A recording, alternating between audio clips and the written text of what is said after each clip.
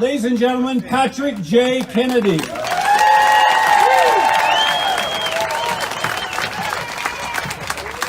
I think you got Luke as a potential candidate for office. Isn't he good? He did it just the way I told him to just a minute ago. First of all, let me thank everyone over here for the standing ovation you just gave me. What strong people you are to stand throughout this whole rally, and you're all coming out today for perhaps one of the most important causes of our time. Luke quoted my late uncle, President Kennedy, at the beginning of this rally, and one of the most amazing things that John F. Kennedy did as president was to speak out on the moral issue of his time, and that was civil rights. He was the first American president ever to go on national television to talk about civil rights as a moral cause. And in his speech on national television, he was the one who inserted the line, "Who amongst us would be willing to trade the color of their skin and be content with those who counsel patience and delay?" You see, most of his advisors and most politicians back then said, we shouldn't rush civil rights. It's going to be too disruptive. We should take more time in guaranteeing equal rights for all Americans, irrespective of the color of their skin. And President Kennedy saw it as a basic moral issue. That age-old adage to treat others as you yourself would want to be treated.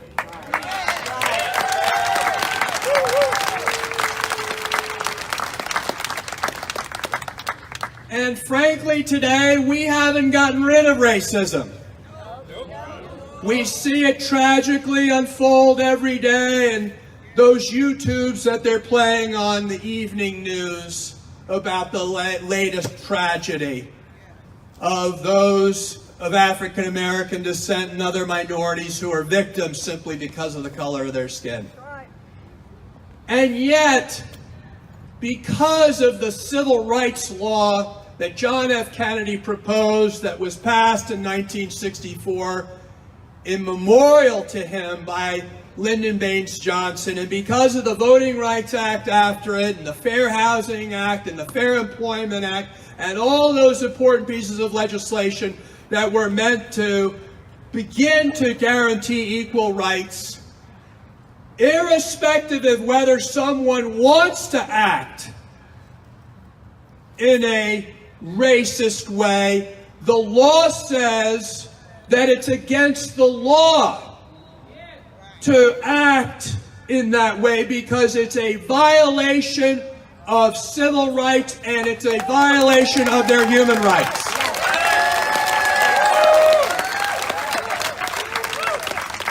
In other words, we've made progress in the last few decades because there's a new normal.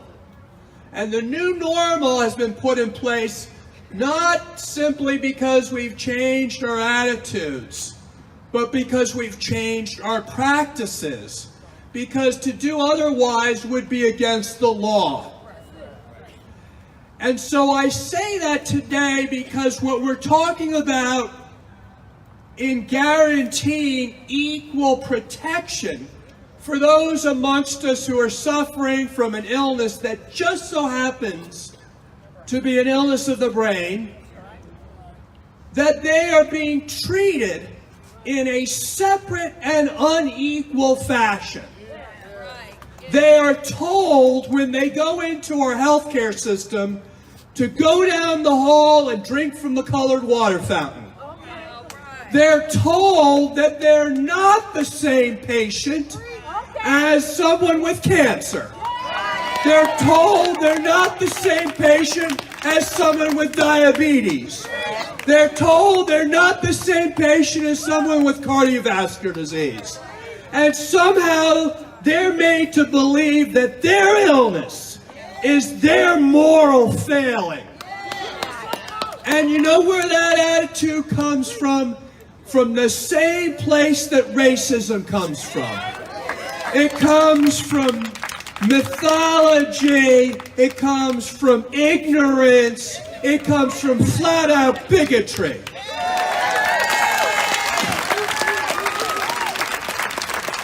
And we know it well enough. You know, maybe a couple of generations back, they didn't, even though their common sense told them otherwise.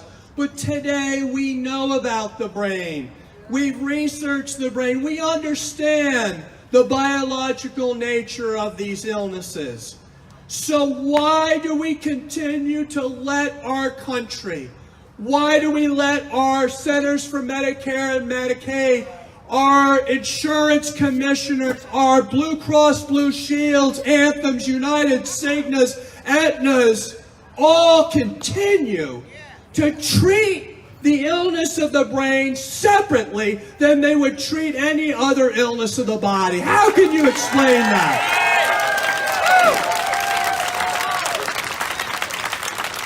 So I am here today to tell all of you the rally that you have started here, and this is a rally that's going to continue in different fashions, as Luke said, over the coming weeks and months, is a bigger rally than just a few instances of tragedy when it comes to the cuts in this program or that program.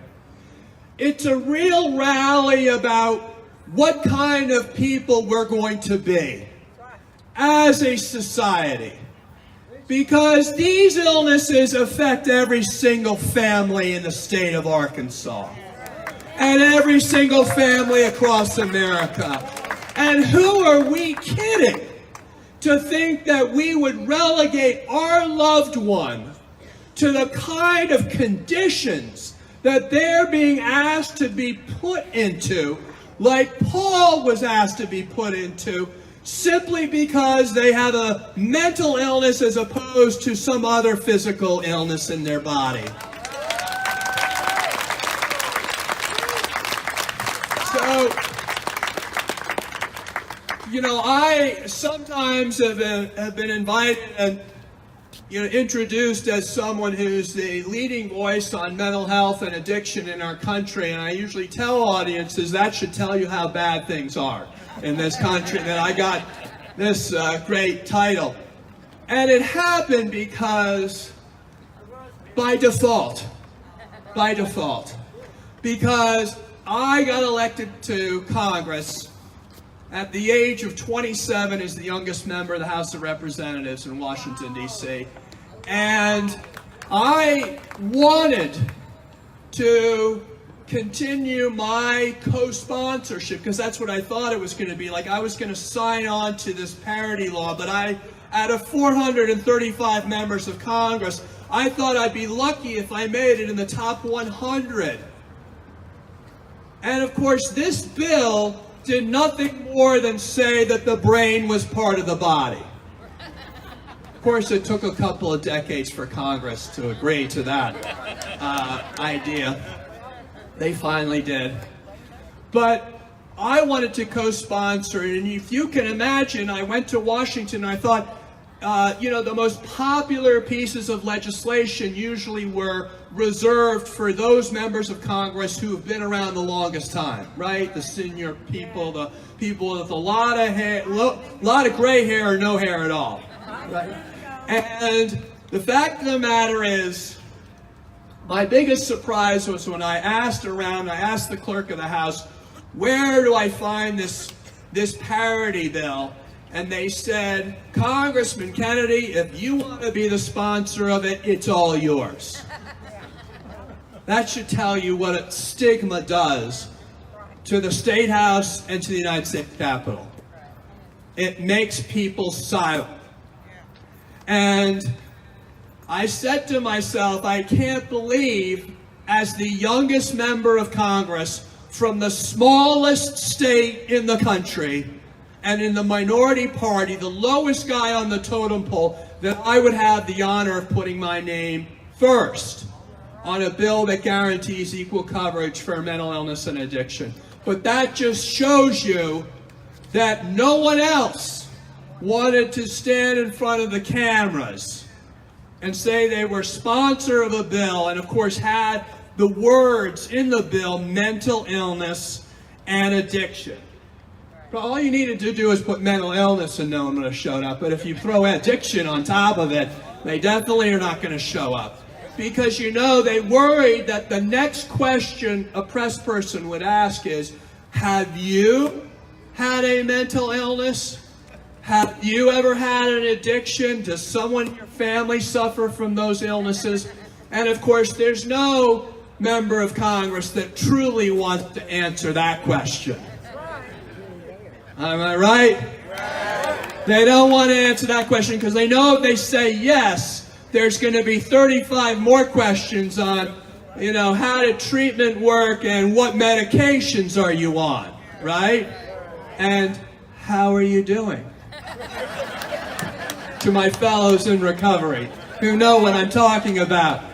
It's that look you get from people when they find out you're in recovery, that they kind of look at you sideways because of the impact of stigma. And that's why people don't raise their hand and say, I am someone with lived experience. That's why we don't have too many people who are courageous like all of you, who are willing to come up to the State House and be heard. That's the reason why these decisions to cut Arkansas services for the severe and persistent, those with severe and persistent mental illness, that's why it's happening. Because no one will show their face because of the stigma of these illnesses. So you guys are courageous that you're doing this. And I want to salute all of you for coming out this afternoon and starting this movement. Let me just conclude with some final thoughts. So I had the honor of sponsoring this bill. It took us another couple of decades, in fact, practically my whole time in office, 16 years before we ultimately got the parity law passed in 2008. And it wasn't passed, I'd like to say it was passed because everybody turned out. You know, all of those in this country who've been affected by these illnesses came out of the woodwork and stormed Congress and convinced Congress that this was something they had to do. I wish I could say that's the reason this happened. What actually happened was that I called my father. You know, like whenever I needed help, I had to call my dad. And at that point in his life, he was coming to the very end of his life. He was dying of glioblastoma. I called my father. I said, Dad, I need you to do a big favor for me, because the H.R. 1424, this bill that guarantees equal access, was sitting on the desk in the Senate, and it was the very end of the session. And I said, I need you to pull out all the stops and help me get this passed. And he did that. And the amazing thing about it is he did it and was joyful about it and was so supportive of me.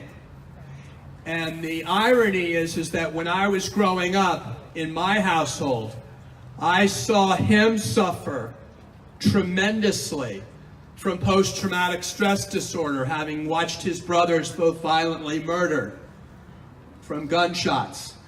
I saw my mother paralyzed by major depressive disorder and alcoholism, and really vilified, within my family and outside my family.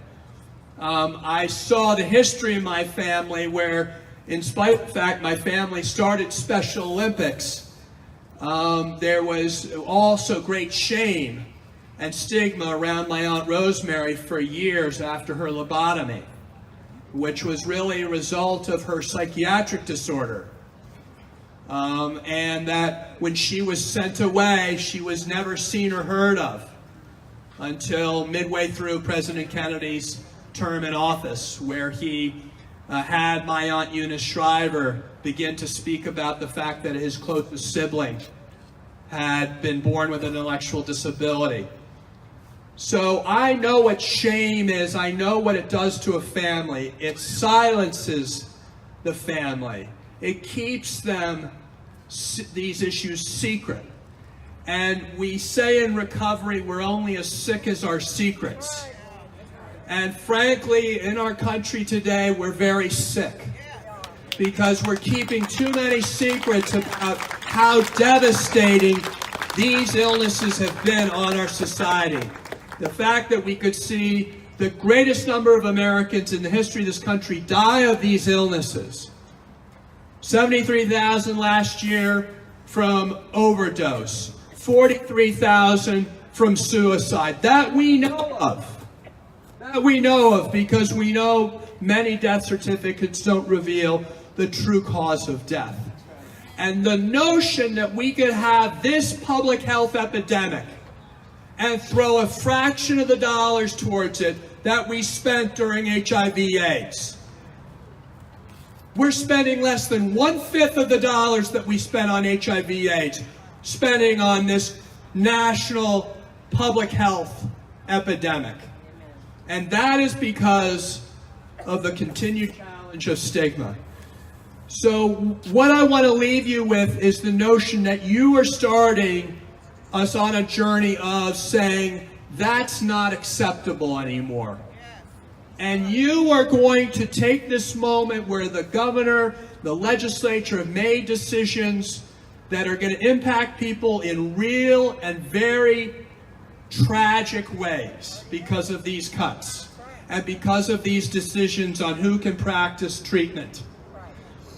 These are going to have very personal tragedies tied with them.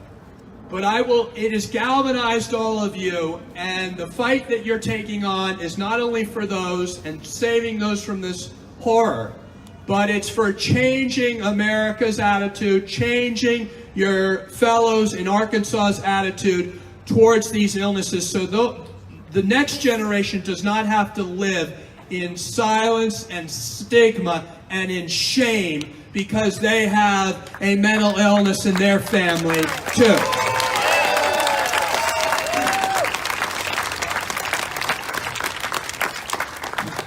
At the worst of the time when many people never thought they'd ever see an end to apartheid in South Africa, my uncle Robert Kennedy went there and he said to those who were gathered to try to stop apartheid, and of course it didn't happen for, another 40 years.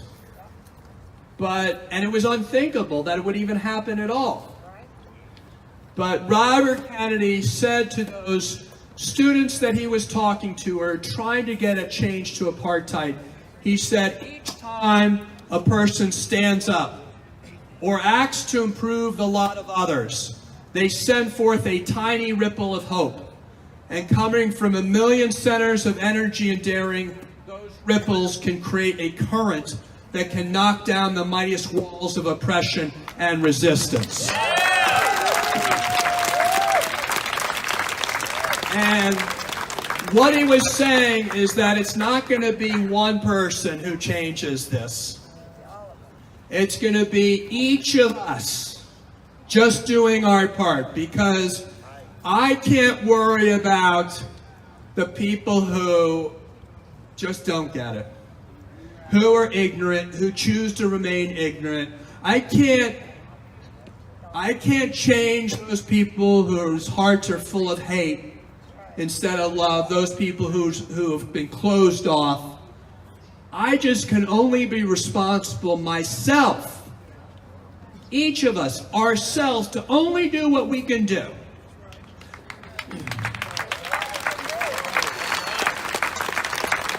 And the greatest honor and joy in my life is that when I was born, I was given this last name. I had nothing to do with it. But I'm taking all advantage of it I can. Because it means great things. And it's a proud legacy that I have, where my Aunt Eunice started the Special Olympics program that's now in 187 countries around the world and is ending the stigma of those with intellectual and developmental disabilities. And this is, I think, going to be our time to begin our own movement to end that shame, isolation, and marginalization. And I would just say, it's not the votes that we can bring, although we can bring votes. It's the moral challenge to this governor. It's the moral challenge that we're placing before his office today. And last time I checked, the only place in the Bible where they talk about salvation is Matthew 25. Those that are there for the least one of these, my brothers and sisters, is there for me. So Jesus was always with those who were the most outcast, most marginalized, most looked down upon members of the society. And we should know that our chance to get justice is based upon the moral suasion of this argument. And we don't need anything else but a good conscience in those legislators, in that governor, to think about what's really going on right here with these cuts.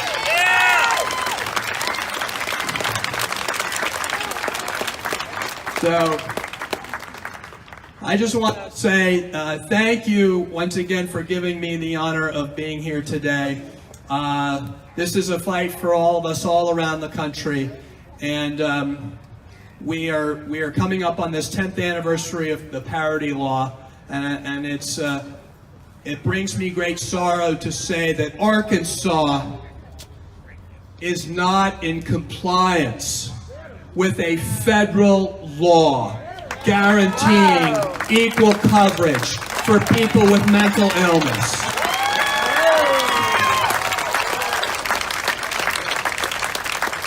And I would put a challenge out to your Attorney General to say that part of her responsibility as Attorney General is to protect the life and well-being of her citizens here in the state of Arkansas.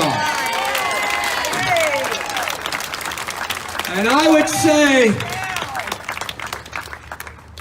there's a crime that's in the process of taking place here, and she better investigate that crime.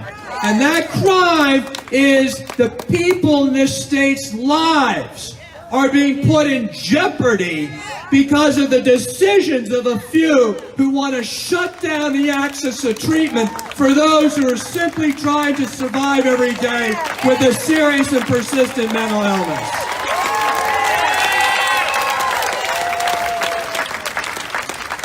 So I hope the Attorney General answers this question. Does she feel at all responsible when they're threatening to close 2 facilities with 2,500 people apiece in this state of Arkansas? Does she feel responsible for that as the legal protection for those individuals who have no other person to stand up for them but their Attorney General? So I hope that happens, and I hope that others will take a look at this from Washington, D.C. Because you see, a lot of these states don't move until the federal Department of Justice gets involved. And Lord knows they've had to do it before. And they've had to do it on the issue of civil rights. And they've had to do it on the issue of people with intellectual disabilities.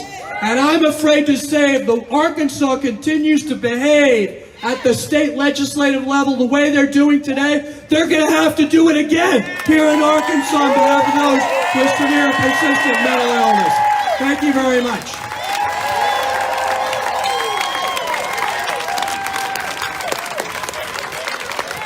Patrick Kennedy, everyone. Patrick Kennedy. Amazing. Amazing. We've got a lot of work to do, folks.